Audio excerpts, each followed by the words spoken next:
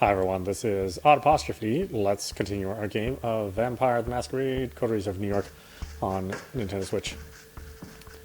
So we did get an ending from last time, but let's start with one of the other characters.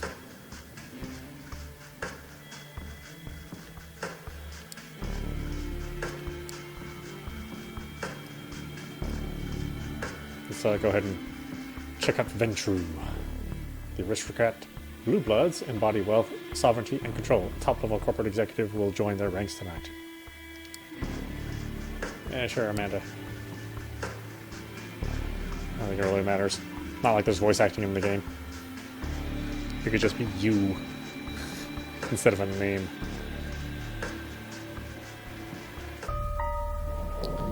New York taught me to believe in fate. Had you asked me about fate back when I was a human, I would have told you it was just superstitious bullshit, and that we are all designers of our own destinies. That belief shattered when the richest woman in the United States, the actual richest one, not a face you could have seen in the papers, of course, sank her deep teeth into my neck. It happened in the very same place you're standing. You're standing in right now, but, by the way, fate? You decide. Please, there's absolutely no need to be hostile. Just listen a little longer. See, my mistake was that I flew too close to the sun. It makes sense that my punishment was never to show its glow again. I was incandescent myself. I was hot shit. I had it all. Money, looks, confidence, connections, men, women, a career, and a spark in my eye, the one you need to be born with. And that's when someone far more powerful than me saw my radiance and thought, that won't do. She robbed me of the light erupting from within and gave me a subtle, enduring gleam in its place. She decided that would fit me much better. She was a 9th generation kindred just like you, an apex predator. She probably enjoyed teaching me the peak of human excellence, my real place in the food chain. It's such an eyesore when you look at some loudmouth braggart and see them for what they really are, and the temptation to teach them is lessened. A lesson can be unbearable, right? Well, my sire's lesson was a lesson about fate, a message saying you're eternally doomed to be at the mercy of your sovereigns. It almost drove me to destroy myself. What saved me was the ability to reinterpret her teachings. Hers wasn't a message of doom, it was a message of hope. Fate exists, and one can shape it given the right tools. My sire didn't believe my tools were fitting for the job. She considered them toys, and me? Just her amusing subject. Well, she's deader than dead now, and I'm still here, standing right where she stood when we first met. You might have wondered how I learned about your arrival at JFK Airport. My answer is, of course, destiny. As luck would have it, today happened to be a day some of my associates were inspecting the coffins. Driving you here straight from the plane and having you wake up in such an unfamiliar place was a little desperate, and I do apologize for that. But it is so rare for you to visit New York. 3 times in the last 15 years, was it? And you're never eager to inform me you're here. I understand you still have that meeting on 53rd Street later tonight. So I'll provide a comfortable transport. I value our relationship very much, don't get me wrong. But it's precisely because I value it that I'm going to ask you to repay the favor you owe me. You're the one I trust to do the job well, and without attracting attention. You might think I'm crazy, asking you to breach the rules of our society like this. You might think it's impossible to get away with it unpunished. But this is New York, and I don't know about other cities, but in this one, fate really exists. And right now, it's smiling in your favor. This is how it begins. Your phone rings. It's your boss. Again. The setting sun that filled your high-rise office an hour ago is gone. The city looks like an ocean of light from up here, spreading for miles to the north. You pick up. You were about to call it a day. Forget about the world of fintech and decompress at home. No dice. One of the investors wants to meet you. His voice is always a perfect mix of authority and sleaze. He'll come by your office in an hour. You look at the clock. In an hour? It's got to be kidding.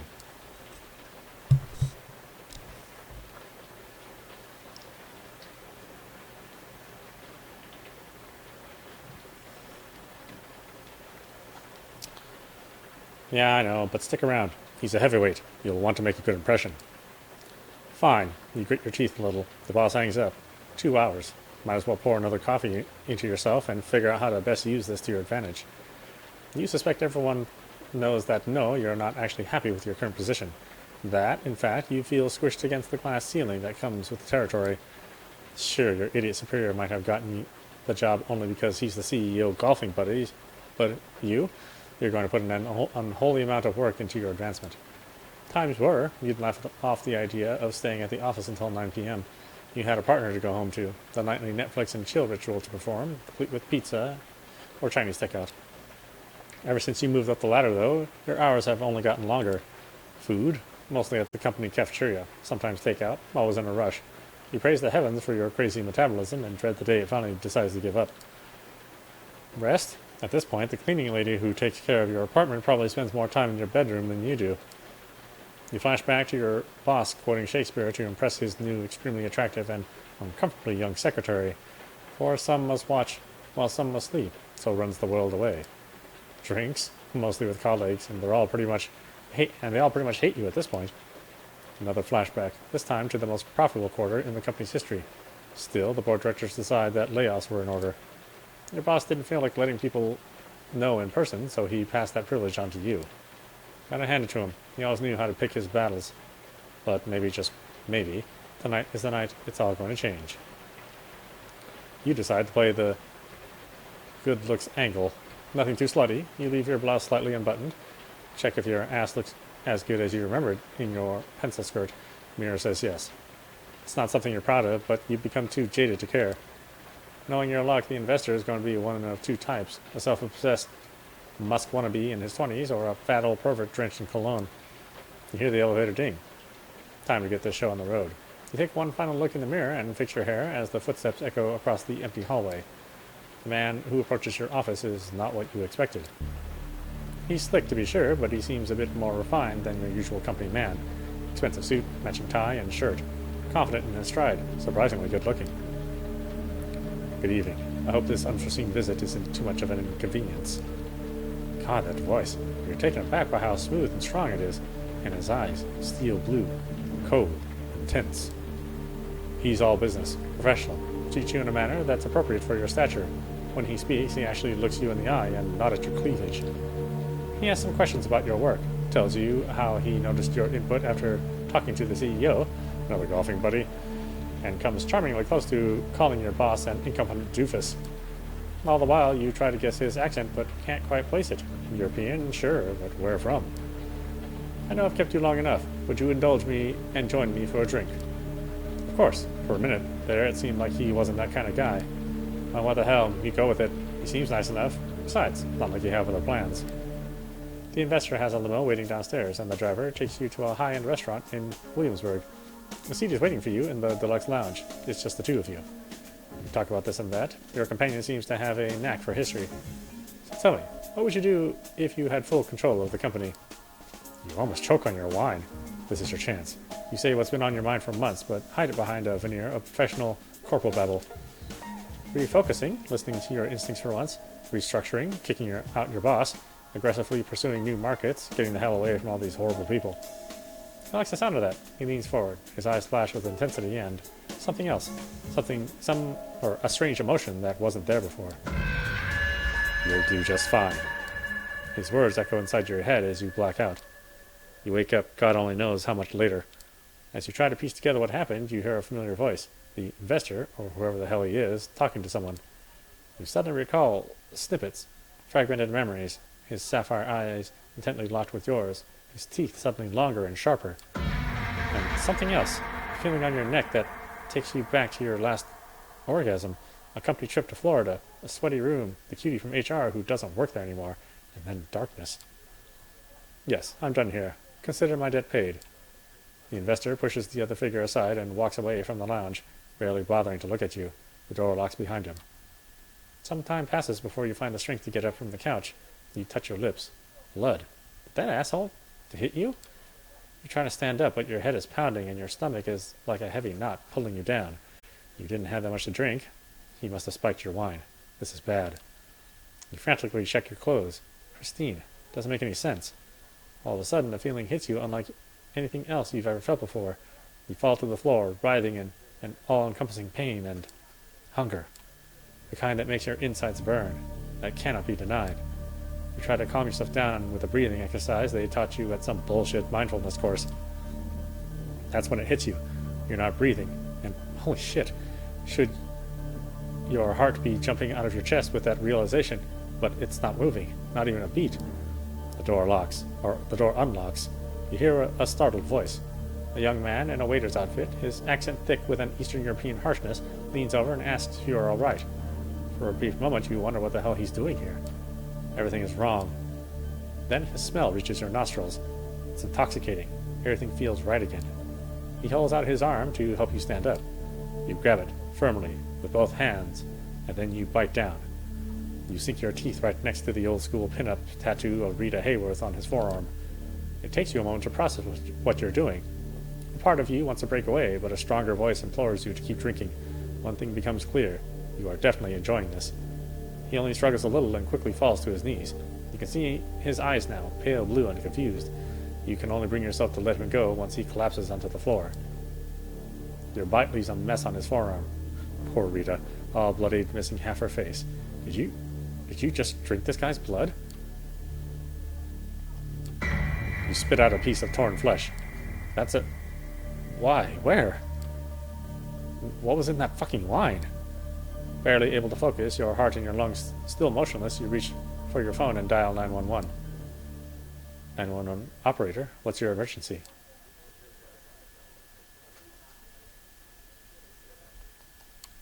I think I just killed somebody.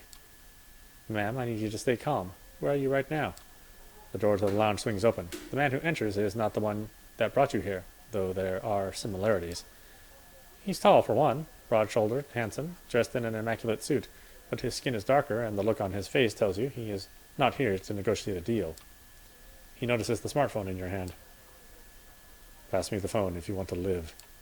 The man's voice is persuasive, calm, but carrying clear threat. He's got an aura of viciously efficient corporate shark. You find it hard to argue with him. Ma'am, hello? I apologize for wasting your time. My new colleague got drunk and is now trying to impress everyone with her antics. Good night. He disconnects the call and places your phone in his pocket.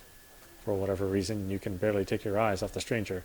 As hypnotizing as his presence is, though, it is also highly discomforting. Good evening, miss. I'm here to pick you up. Pick me up? Did I stutter? The stranger approaches the waiter and examines his body. Critical condition, but he might live. Anyway. He then sets his eyes on you. I know this is all new to you, but I've dealt with hundreds of strays like you, and going by experience, they tend to fall into two categories. First, there are the smart ones who carefully obey my every word and don't try to pull off anything stupid. I always get them where they need to be, safe and sound. And then there are the dumb ones. The punks who thought they could take me on. The wise guys who tried to contact somebody, secretly and without permission. The troublemakers who tried to run off or make a scene. None of them get to their destination in one piece. In fact, most of them never reach their destination at all. His voice becomes slightly bored and monotone. You can tell he's given this speech before, likely dozens of times. So you see, while I generally consider myself pretty smart, I'm also a Mets fan. It's one of my true weaknesses, one that inspired me to come up with a 3-strike system when dealing with pups like you. If you get on my nerves once or twice, well, I understand. Not all of us perform well in stressful situations. You've crossed me 3 times and you're out. No excuses, no forgiveness, no mercy. As he's talking, he slowly approaches you, adding a bit of a theatrical swagger to his walk. Eventually he leans in, deliberately invading your personal space. You realize it's a test. He's daring you to do something about it. 3 strikes, and you're out. Say I understand, sir, now. Every atom in your being screams for you to obey his authority. I understand, sir. Stick to that tone and you'll do just fine. Moving on. Is there anyone you'd want to inform of your current situation? Tell them you're all right. He flashes his fangs briefly, and for some reason the sight sends a chill down your spine. There's something very wrong about him. Someone closest to you? No, I don't have anyone. The stranger squints at you. No family, no lover, no friends, nothing. A job. Your blank stare tells him the whole story. He immediately stops prying and gives you something even worse than a look of pity. a look of honest compassion. Well, that makes things simpler, but let me be crystal clear, just in case. From this point on, you are subject to different laws than the ones you grew up under, and you'll be watched by many eyes to ensure these laws are respected. You are forbidden from letting anyone you know you're still alive. You are forbidden from showing your face anywhere they know you. If anyone comes looking for you, it's over for both you and them. That practiced tone again. You put on your poker face and listen in silence. So unless you want your boss to end up at the bottom of the Hudson, I suggest you cooperate. Don't tempt me. He smiles, revealing his fangs again. There's something absolutely sickening about it. Suddenly you feel overwhelmed by a sense of exhaustion. You pass out. When you regain your senses, you find yourself in the stranger's arms. The man is holding you as you would a spouse who's had a little too much to drink. You try to break free, but he holds you close and gives you a cautioning look. Only when you cease your struggling does he let you go. Only now do you notice the change in scenery. You find yourself in a fancy lobby right next to the elevator. The place is virtually empty, save for a single concierge and some cleaning staff. Your companions gesture at the concierge as you pass, and he picks up the phone. The elevator arrives, the door opens, and the man motions towards the cabin. After you. I'm gonna scream. Not going in. Where are we going? To a safe place. That's all you need to know. Trust me, you don't want to make this difficult. Just get in. Going against your instincts, you enter the cabin. Smooth jazz is playing over the speakers as the elevator starts its descent. You are dazed, panicky, but somehow locked in place. On the one hand, you find the stranger's presence oddly soothing. On the other, you can feel your body tensing up with stress. You can't help but think back to the young waiter, the doe-eyed look on his face, the confused look he gave you just before... No, it's better not to think about it. Plus, you have other things to worry about, like the fact that you're being kidnapped. The cabin door opens to the same garage you arrived at with the investor some hours ago. The man shows you a black Cadillac Escalade. I know what you're thinking. Get into a car with some strange man? Boy, sure seems like a dumb idea. Maybe I can make a run for it. Maybe I can lose. Maybe I might be able to lose him. So, let me be perfectly clear. Your best bet is to get in, relax, and enjoy the ride.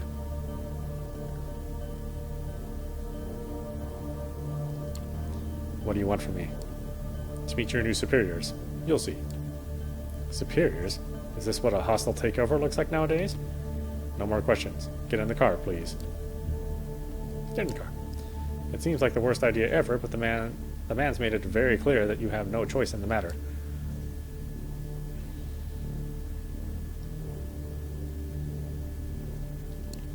Can I at least know your name? You'll know it when the time is right. He takes a glance at his expensive-looking watch. Listen, you really need to quit stalling. We're on a bit of a schedule here. The sun comes up in about 2 hours, and I don't intend to be here when it does.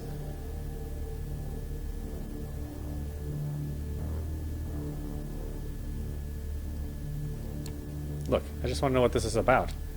Then wait until tomorrow. He opens the car door and gestures towards it. You see no point in delaying the inevitable, so you get in. The door locks behind you. The Cadillac is almost entirely dark. The side windows seem light-proof. The man gets into the driver's seat and starts the engine, and drives away without another word.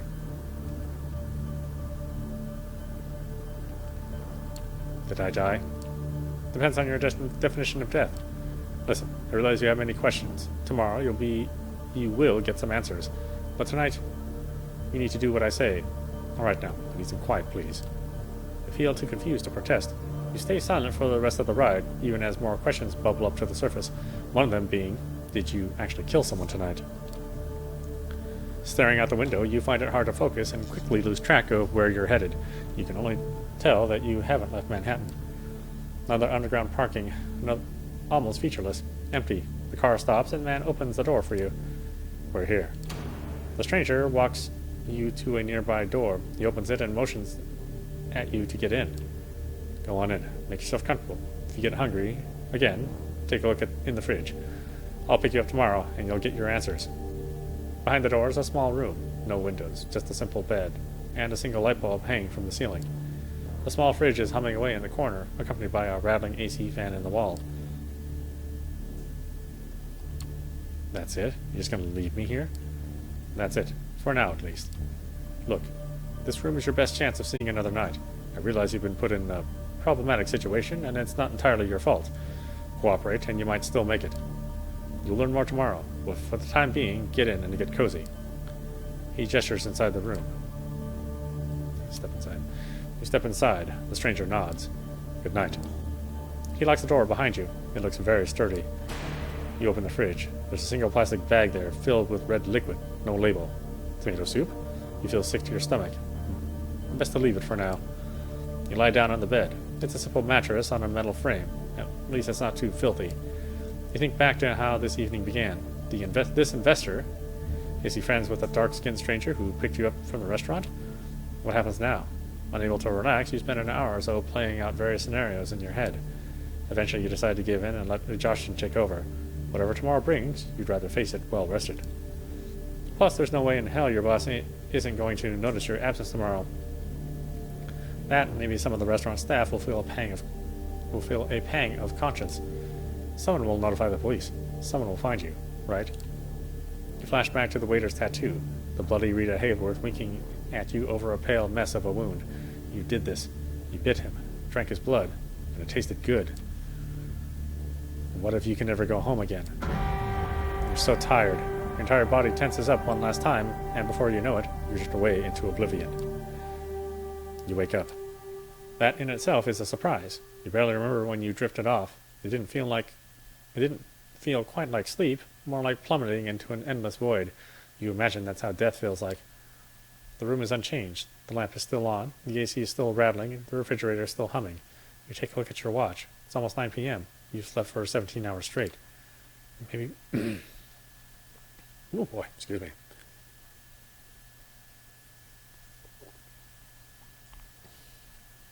Maybe you died.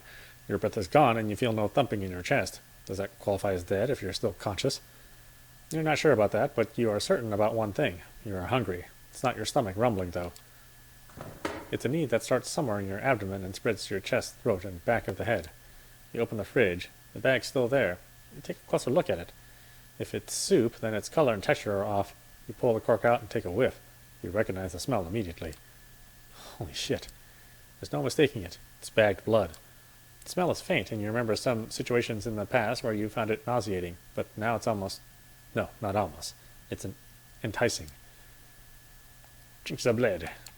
Feels wrong, but right now there's barely anything in your life that doesn't. To hell with it. You pour a bit of the liquid into your mouth. It tastes like shit. It's coppery, thick, and clings to your tongue, and the inside of your mouth feels like a film of dirt. You swallow hard regardless. The taste is foul, but somehow you kind of want more of it. As you take a second sip, sucking the blood out of the bag, you feel something pull on your insides. You double over. You're going to barf. You instinctively cover your mouth, looking for a place to vomit. Before you find it, a dark red wave washes over your hand and fingers. It hits the floor, splattering in huge, thick drops. You keep heaving for a moment longer. Nothing is coming out. Not blood, not bile, not even spit. But it's something in your body, but still something in your body wants to push it out. Push it all out, every last drop. As you recover, you trying to wipe droplets of regurgitated blood from your dress, you hear the lock click and see the door open. Standing there is the well-dressed stranger you met yesterday. Immaculate suit again, that predatory look, like a hawk on a hunt, but somehow more relaxed tonight. So, like a tamed hawk, maybe. Good evening. How was... He notices the spatter, your red hand, the sick look on your face. He barely contains a smirk. Oh. Was the catering unable to satisfy your exquisite taste? Apologies. It was terrible. Probably the worst thing I've ever tasted. Aren't we picky eaters? Spare me your complaining. Come on, we've got places to be. I should have some water and a towel in the back of the car so you can clean yourself up. The car is humming in the empty parking lot, just outside the door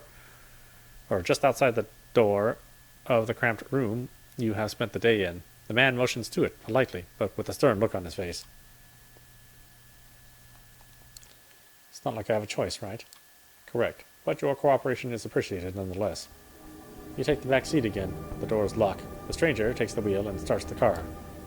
You drive in silence for a while. From time to time, you keep trying to catch glimpses of familiar streets or landmarks through the blackened windows, but it's of little use. The car is also soundproof, so all you can hear is a bit of traffic humming and the car's engine. The driver doesn't say anything and seems focused on the road. You check the door handle. Yeah, is locked all right. The piece of dark glass separating you and the front of the car looks sturdy, too. There's nothing left for you to do but wait. You didn't have time to think about it before, but you realize now that you're hungry? No, not exactly. It's not a rumbling stomach that grabs your attention. It's a need that starts somewhere in your abdomen and spreads to your chest, throat, and back of the head. You become restless. This is essentially a kidnapping. Whatever this guy says about its purpose, it doesn't change the fact that you're being held against your will, and you're not used to following orders when you can't delegate them to somebody else. You feel a need to get a semblance of control over the situation, so you decide to prove yourself useful.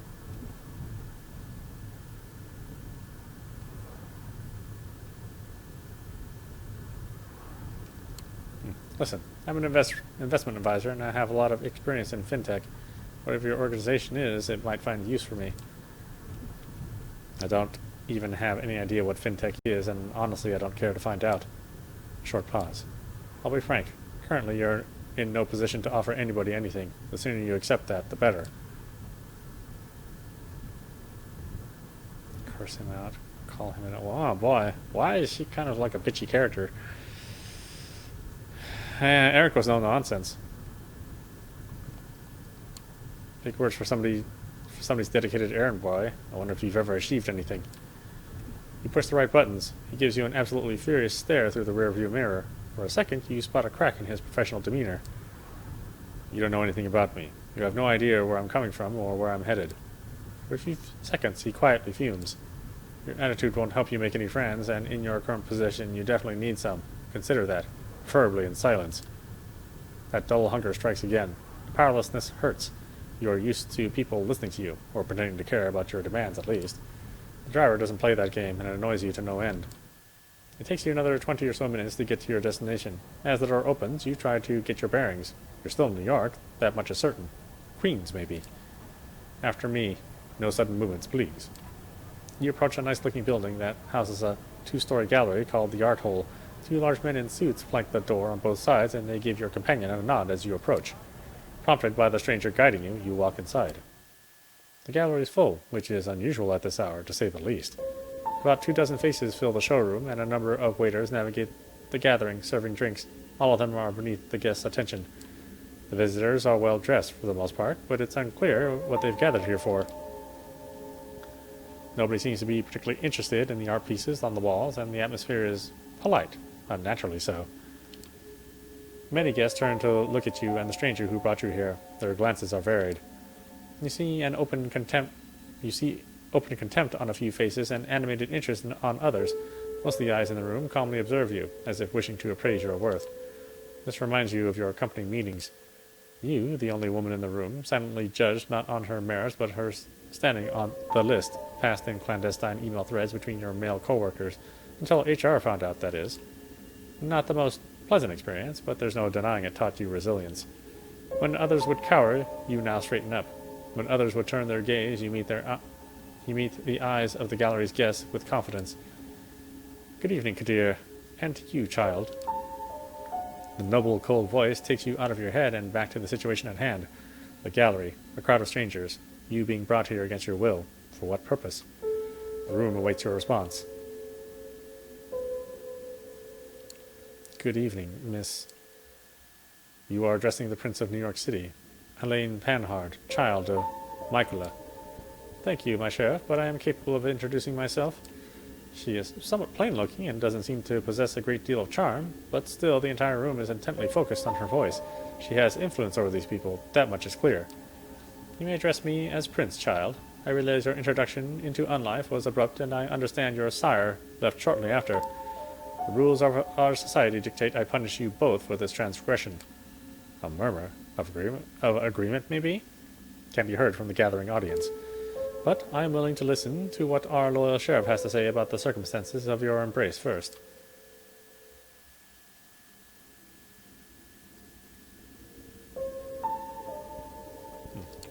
You decide it's best to stay silent and listen to the whole situation unfold. It feels like you're out of your depth here. Shall we begin? You're about to be judged by the court of New York City.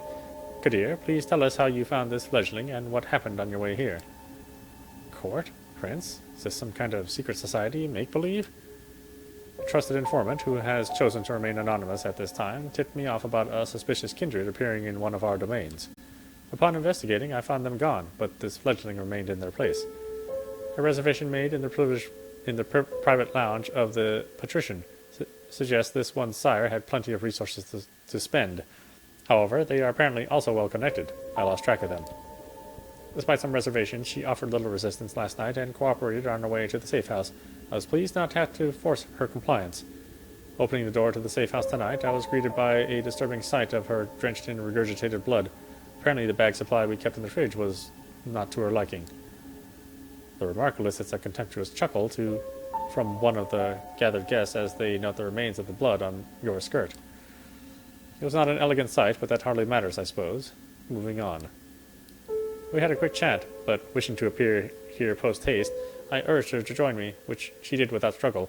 A pleasant departure from my usual routine, I must say.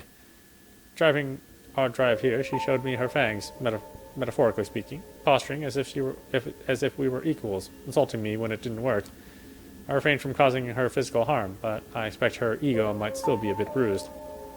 He looks at you and flashes a nasty smile. The story ends with us arriving at Elysium tonight. All eyes are on you again. You take a special interest in one of the faces. It's a beautiful woman with curly, almost blood-red hair and a dress to match. You hear her whispering to some bespectacled man with an absent-minded look on his face. Who is she, you wonder? Thank you, Kadir. I take note of this fletchling's behavior and will take it into consideration later. She turns her attention to you. First, there's the matter of your sire, the person who brought you where Kadir picked you up from last night. Who are they? An entrepreneur, acquaintance of my boss, I think. Good-looking, pale blue eyes and some gray in his hair. Charming, abusive, cold son of a bitch.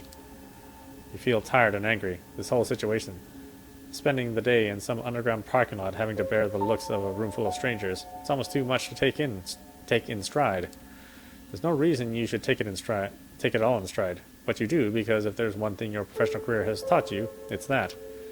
All because of that asshole, whoever he was. He never even gave you a name or card. Nothing. Well, Kadir, does that sound familiar? No, it does not. Or at least not familiar enough. I will continue the search after we're done here. That man. He talked to somebody at the restaurant before he left. I can't remember what he said, but he wasn't alone. Maybe that's a lead you can follow. Did he now? That is interesting. I do hope the proprietor won't stay mad at us for losing one of his staff.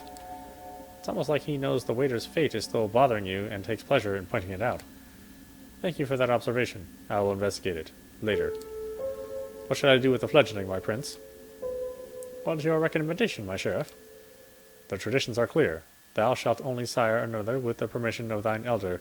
If thou createst another without the elder's leave, both thou and thy progeny shall be slain. I am ready to fulfill my duty. Stay a hand for just a moment longer, Kadir. I wish to consult my counsel on this. Make sure everyone is in agreement. Of course. He seems strangely relieved. The prince leaves the main showroom, and a handful of people follow her out. You're about to ask this Kadir what all this talk of traditions and counsel was, when the red-haired woman approaches the two of you. Sophie. Sheriff, I was wondering if I could have a word with the fledgling. What for? She lowers her voice in response. Come now, Kadir. We all know what the verdict's going to be. Let me speak to them. You might not have to stain your hands tonight after all. Her words grab his attention. His face is hard to read. It's like several emotions are struggling for domination. Anger, sadness, hope, gratitude, resolve. I'll go get my sword. He steps out of the room the way you came in, and you are left in the showroom with the woman in the red dress. She takes you aside, and the eyes of the remaining guests follow you. Ah, then, fledgling, you are in quite the pickle.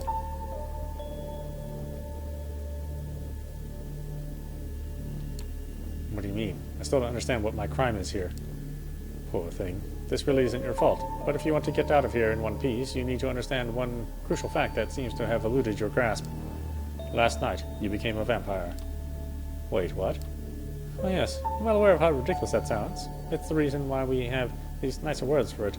Kindred, being embraced, having a sire. The fact remains. The beings called vampires? You're looking at them. They're us. You glance around. Some of the guests are still occasionally looking at you, commenting on you in hushed tones. Many of the patrons are pale, really pale. Most hold glasses of wine. No, not mine. That's not the right thickness, and not the right color either. You're trying to come up with something sensible to say, but you're drawing a blank. It makes a morbid kind of sense. You drank blood last night, there's no denying it, and your breathing has not returned. Your heart remains still. A vampire. Two voices in your head start battling for supremacy. One of them slowly begins to put everything that happened since yesterday together, coming to a conclusion that no matter how insane it might seem, nothing but what she's saying makes sense.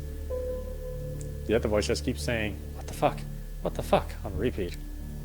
No surprise, this is often how it plays out by design.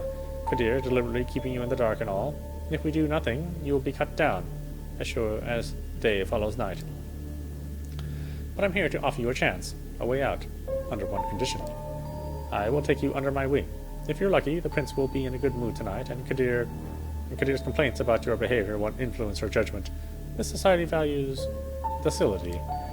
She might agree to this, but only if you swear fealty to me.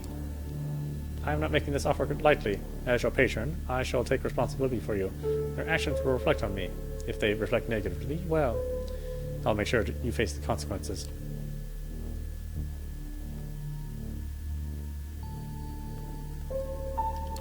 Suppose I say yes. What happens then? You survive, hopefully. Or not, depending on the prince's whim. I am giving you a chance, not a guarantee. But if you take me as your patron, I will be your guide in this new reality, and you will assist me, like a child would a sire.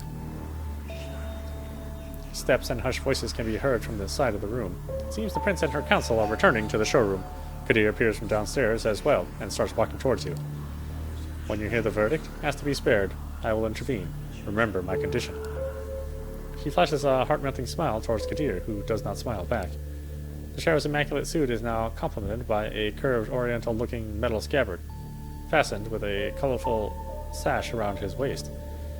It would look vaguely ridiculous if it wasn't surprisingly intimidating, first and foremost. Kadir takes place next to you and observes as the prince takes center stage again. Loyal and kindred of the New York City Camarilla gathered here tonight, I have made my decision regarding this fledgling. Their behavior, since being embraced, has been disagreeable, and that does not bode well for them becoming a valuable member of our society. You're all keenly aware that these nights we need to choose our ranks and trust the wisdom of our elders and their traditions more than ever before. As our trusted sheriff pointed out, there can be only one course of action. Although I acknowledge some of my council's divergent opinions on this, she takes a look specifically at one of the people who left the room before, a somewhat plainly dressed, shy-looking man whose skin has a somewhat healthier tone. He bows his head in deference. I hold the final authority over this fledgling's fate, and I declare that while their embrace might be the sire's responsibility, in their absence it is their progeny that shall be punished. The sentence is final death, to be resolved presently. Kadir. You hear a scraping sound and see what the sheriff has unsheathed. The sheriff has unsheathed his curved sword. It is a beautifully detailed blade which you expect must be worth a small fortune. Its apparent sharpness makes you freeze up. 2 outs, bottom of the 9th. His quiet mumble is audible to nobody but you. As his eyes meet yours, you note just a hint of sadness in his countenance, one that quickly vanishes to give way to grim determination. And he's out to bat. You will not get another chance to speak up. You made your choice. Spare me, please. Don't make me beg, goddammit. Prince, if I may ask you to stay at the sheriff's hand for a while longer. Kadir looks at the prince, awaiting her response. The sword is hanging still above you, threatening to fall at a moment's notice. Is there something you'd like to say, Miss Langley? Yes, if I may. At first the prince looks somewhat annoyed at the distraction, but she stays quiet for a while, measuring the mood in the room. The bored leads suddenly look at you with aroused interest, some of them dismayed at not seeing the bloodshed, but all intrigued by the unexpected twist. The prince nods. Well, let's hear it. Sophie takes a few steps forward. All eyes are on her now, but Kadir's heavy hand on your shoulder makes it clear you won't take advantage of the distraction. My prince, while the traditions are clear, I believe that the proper context should be observed in addition to the letter of our laws. This fledgling is a burden, but with some proper guidance, they could be an asset to our domain. And I understand you are volunteering to take this unruly child under your protection. Yes, I am willing to give them a chance and prove to the entire domain that they can adhere to our expectations. I will take nothing less than their full cooperation, naturally. Whispers can be heard again, an incredulous voice or two, a hushed, just behead the fucker, some suppressed exclamations of surprise. Oh boy. Talking.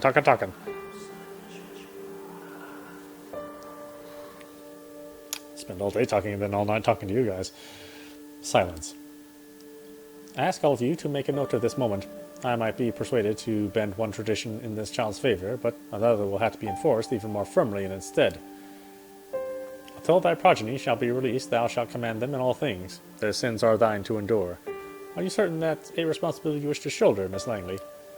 I am willing to guide this fledgling and add a valuable ally to our sect in a time of need, yes. But I would like to receive the right of destruction over them, if it pleases you.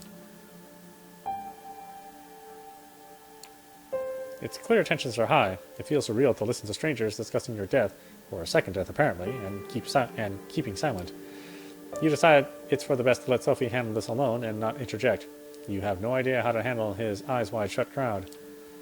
The prince looks at you as if weighing your worth. She takes another good measure of the room before she speaks again. I shall grant you what you ask. Let it be known, Sophie Langley of the clan of the Rose will become this fledgling's patron. They shall be considered their sire and child. Miss Langley will take full responsibility for them, and I grant her the right of destruction, if she sees fit to use it. Let my intentions be clear, however. If I am to turn a blind eye to one of our most important traditions on this occasion, I expect it to be beneficial to the Camarilla, substantially so. I hope you find this verdict satisfactory, Miss Langley. Of course, Prince. Thank you. Very well. She turns to you. What is your name, child? Amanda, Prince. She nods. Welcome to the Camarilla, Amanda. Now, this evening proved to be even more eventful than I had anticipated, but with the fledgling's fate decided, I believe our meeting here can conclude. Thank you all for appearing on such short notice. Give my regards to those who couldn't make it. Kadir, a moment of your time before I let you return to your duties. Of course, Prince. He shoots you a side glance that doesn't leave much space for interpretation. You will be watched. You will be judged. And, it will, if need be, you will be punished. The two of them leave the gallery. Well, Amanda, I think we've both already managed to significantly improve each other's evenings. But let's keep the ball rolling, shall we? I think we should have a toast to our new fruitful partnership. She raises her hand at one of the well-dressed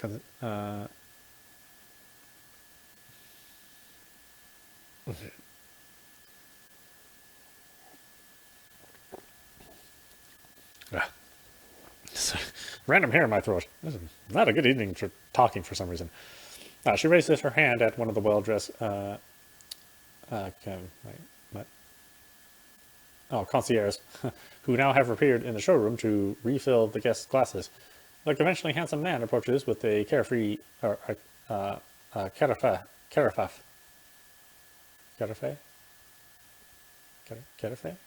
Ah, a red liquid. The memory of throwing up in the safe house is still fresh in your mind, but the idea that it could happen again is almost enough to reject the drink altogether. But there's no denying. You want it. Need it.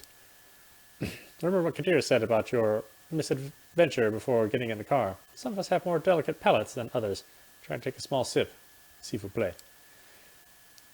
He pours it into two tall glasses. You can barely wait until he hands you the drink. Your attention is fully on it. The fact that it's blood, you are certain of it, doesn't faze you this time. It's difficult to take just a sip. Even though the taste is as foul as before, you are tempted to down the whole glass in one go. You wait before taking a second taste. You're glad you did. A feeling like heartburn signals that you can't keep it down. You spit it back inside the glass. Sophie looks on, intrigued. I'm not surprised. New York City caterers have very bourgeois ideas about what good blood should taste like. Well, you just need to keep trying.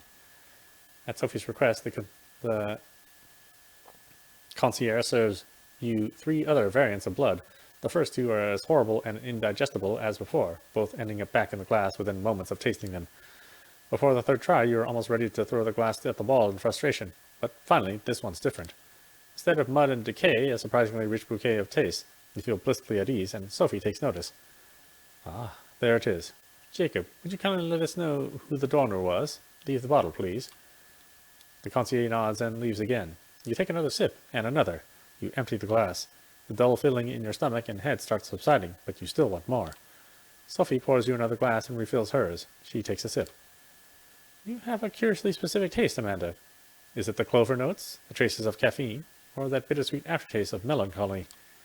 You taste nothing of the kind, but it doesn't matter. It's tasty, but not as delicious as it was last night, not as intoxicating. It manages to silence the hunger somewhat, though. Drinking blood puts you at ease. It's a strange realization. The name Jacob comes back with us, or the man named Jacob comes back with a small card and leaves it with Sophie. She takes a quick look and passes it on to you. It's somebody's medical details. An office worker, male, Caucasian, 32 years old. Blood type ABRH+, blue eyes, brown hair, no history of substance abuse. New Jersey native, might be one of the details. Might one of these details be what makes the difference? Now that we have picked the right bouquet for your palate, these documents should be useful in identifying your exact taste. Should they be RH+ or Joyzy Boys? But I believe you have more questions, no? Perhaps we should start with those related to sustenance.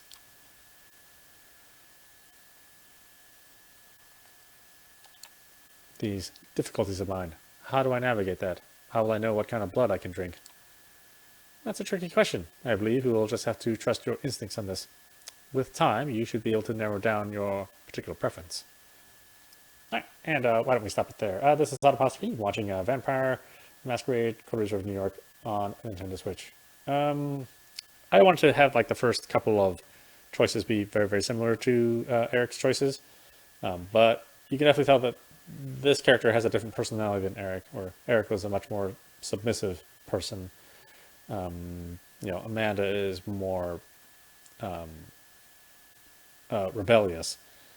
So probably I'll make some more rebellious choices based on her personality, and we'll see where it goes. I mean, I would imagine that I won't see the end of the game if I play it the way she's being written. I don't know, it'll be hard to say, but yeah, I think we'll have fun regardless. Anyway, I hope you enjoyed watching. I will see you at the next stream.